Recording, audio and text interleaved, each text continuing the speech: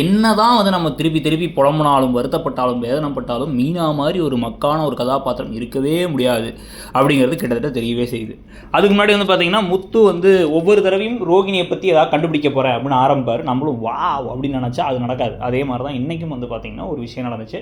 என்னென்னா இப்போ அந்த ஒரு டிடெக்டிவ் ஏஜென்சி பற்றிலாம் விசாரிச்சு வைக்கிறார், ரோகிணியை பற்றி விசாரிக்கணுன்ட்டு. ஆனால் அவங்க 60,000 கேட்குறாங்கனால அந்த பிளானை இப்போதைக்கு ட்ராப்பில் போட்டு வச்சுருக்கேன்.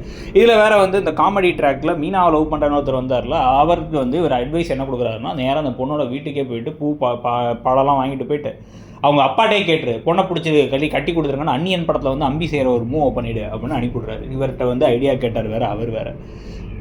இதுக்கு நடுவில் வீட்டில் வந்து பார்த்தீங்கன்னா இந்த திருஷ்டி பொம்மை ஃபோட்டோ காமிச்சதுக்கப்புறமா விஜயா செம்மையாக கொந்தளிக்கிறாங்க. எல்லோரும் மாற்றி மாற்றி கிண்டல் பண்ணால் எல்லாம் வம்பிழுக்க அதெல்லாம் நடக்கும் பொழுதே வந்து எல்லாருமே சிரிக்கிறாங்க. அதில் வந்து அந்த ஃபோட்டோ அவங்க தூக்கி போட்டோன்னா அந்த ஃபோட்டோவை பார்த்துட்டு வந்து அண்ணாமலையே சிரிச்சிட்டாரு. எல்லாருமே சிரிக்கும் பொழுது ஆனால் அவங்களுடைய கோபத்தெல்லாம் காமிக்காத ஒரு ஆள் வேணும் அப்படின்னா யார் இருக்கா? எப்பயும் போல் அடி வாங்குறதுக்குன்னா அளவெடுத்து செஞ்ச ஆள்பா அப்படிங்கிற மாதிரி இருப்பாங்கல்ல, அது மீனா தான். மீனாவை கூப்பிட்டு, ஏய் இன்னும் சிரிக்கிற, உன் குடும்பத்தை இந்த குடும்பத்தை பார்த்து உன் தம்பியை பார்த்து ஊரே கை கொட்டி சிரிச்சே அப்படின்னு ஒரு இந்த விஷயத்துக்கு சீரியஸாக பேசுகிறாங்க. உடனே எல்லாரும் ஏன் அவளை திட்டா இவ தான் பண்ணியிருப்பா, இவ தான் பிரிண்ட் போட்டு விற்றுருப்பாங்கிறாங்க. இவங்களுக்கு பிரிண்ட் போட்டது எப்படின்னு கூட தெரியுமான்னு கூட தெரியல. பிரிண்ட் போட்டு விற்கலான்ற ஐடியா வர அளவுக்கு கூட வந்து மீனா இல்லைங்கிறது தான் நமக்கு கசப்பான ஒரு உண்மை.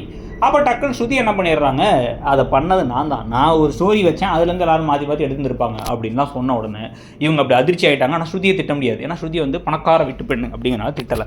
இப்போ வந்து மாற்றி மாற்றி வந்து முத்துவும் கிண்டல் பண்ண உடனே வந்து இவங்க விஜயா முறைக்கிறத பார்த்து அத்தையே கோவமாக இருக்காங்க, பேசாமல் இருங்க அப்படின்னு அத்தைக்கு சப்போர்ட் பண்ணுறாங்க மீனா. எப்படி தான் குடும்பத்தை 2 செகண்டுக்கு முன்னாடி காரி துப்பின அத்தையே சப்போர்ட் பண்ணுறீங்களே, வெக்கமா இல்லையா மீனா? சூடு சொரணா எல்லாம் இல்லையா? இல்லைன்னு தான் நீங்கள் நினைக்கிறீங்களான்னுங்கிற மாதிரி கேட்கணும்னு பார்த்தா அதெல்லாம் கேட்குற மாதிரியே தெரில அவங்க. இதுக்கு நடுவில் வந்து பார்த்திங்க அப்படின்னா வந்து இவருக்கு ஒரு பெரிய ஆர்டர் ஒன்று கிடைக்குது. ப்ராஃபிட் 10 லட்ச ரூபா மனோஜுக்கு கிடைக்குது. அதனால் அந்த ஃபோட்டோ திருப்பி மாட்டிடுறாரு. இது இல்லாமல் 3 கோடிக்கு ஒரு வீடு வாங்க போகிறேங்கிறாரு. என்ன நடக்குதுன்னே நமக்கு புரியல. உங்களுக்கு ஏதாவது புரியுதா?